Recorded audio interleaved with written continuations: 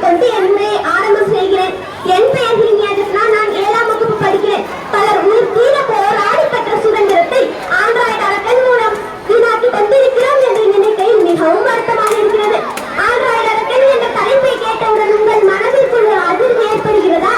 ஆம், செல்போன் எந்த அளவிற்கு நன்மைகளை தருகின்றனோ அதை விட அதிக அளவிற்கு தீமைகளை தருகின்றன. அறிவியல் ஆராய்ச்சியில் வியக்கத்தக்க அதிசய கருவிகள் ஒன்று நாம் கையாளும் கைபேசி. இன்றைய உலகம் செல்போன் யுகம் என்றே சொல்லலாம். மனிதனின் 6வது விரல் செல்போன் என்றே சொல்லலாம். இன்றைய இளைஞர்களின் சட்டை பாக்கெட்டில் பணம் இருக்கிறதோ இல்லையோ, ஆனால் செல்போன் மட்டும் இல்லாமல் இருக்காது. சிறியவர்கள் முதல் பெரியவர்கள் வரை அனைவரின் கைகளிலும் தவறுகின்றன. ஏழை பணக்காரன் என்ற வித்தியாசம் இல்லாமல் அனைவருமே பயன்படுத்த தொடங்கிவிட்டனர். அழுகின்ற குழந்தைகளையும் அடம்பிடிக்கும் குழந்தைகளையும் சமாதானம் செய்யும் ஒரே சாதனம் செல்போன் தான். நம் உடலில் செல்லில்லாமல் கூட சமாதானம் செய்யும் ஒரே சாதனம் செல்போன் தான்.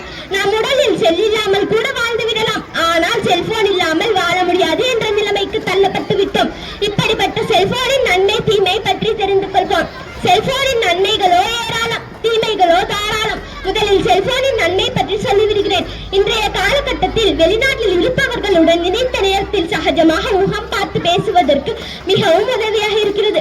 அது மட்டுமல்ல, கொரோனா காலகட்டத்தில் கூட குழந்தைகள் கல்வி கற்பதற்கு மிகவும் பயனாக இருந்தது.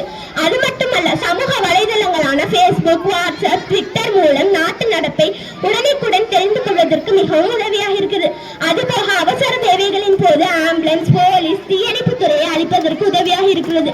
இவ்வாறான நன்மைகள் இருந்தாலும் அளவுக்கு மிஞ்சினால் அமிர்தமும் நஞ்சு என்ற பழமொழிக்கேற்ப செல்போனில் 1000 நன்மைகள் இருந்தாலும் அதன் தொழில்நுட்ப விஷயங்களில் அதிக கவனம் செலுத்தாததால் தீமைகளே அதிகம் என்கின்றார்கள் ஆராய்ச்சியாளர்கள். சென்னை போன்ற பெரும் நகரங்களில் செல்போன் டவரால் ஏற்படும் பாதிப்புகள் குறித்து பெரிதளவில் விழிப்புணர்வு ஏற்படவில்லை என்பதே ஆராய்ச்சியாளர்களின் கருத்து. தற்போது அப்படி செல்போன் டவரால் என்ன தீமை என்று நீங்கள் கேட்கலாம். தனியார் தொடர்பு நிறுவனங்கள் வாடிக்கையாளர்களை திருப்திப்படுத்துவதற்காக செல்போன் டவரின் பவரை கூட்டிக் கொண்டே போகின்றன. ஏற்கனவே குப்பை, தூசு போன்றவற்றால் மாசடைந்திருக்கும் காற்று தற்பொழுது மேலும் மோசமாகிவிட்டது.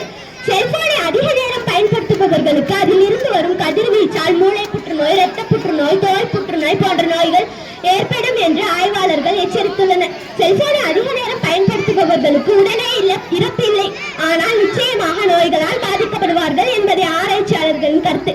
நம் கண்முன்னே சிட்டுக்குருவிகள் காணாமல் போனதற்கு செல்போன் டவரால் ஏற்படும் மின்காந்த அதிர்வீச்சு தான் காரணம். அது மட்டுமல்ல, செல்போனில் பேசிக்கொண்டே வாகனம் ஓட்டுவதும் சாலை கடப்பதால் தான் அதிக விபத்துகளும் உயிரிழப்புகளும் ஏற்படுகின்றது.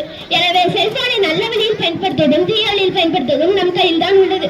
நம்முடைய சுதந்திர தியாகிகளோ ஆங்கிலேயரிடம் இருந்து நம் நாட்டை காக்க போராடினார்கள். ஆனால் நாமோ இந்த செல்போனிடம் இருந்து இன்றைய தலைமுறையை காப்பாற்ற போராடுகிறோம் என்று கூறி என் உரைக்கு திரையிடுகிறேன். நன்றி. தேங்க்யூ.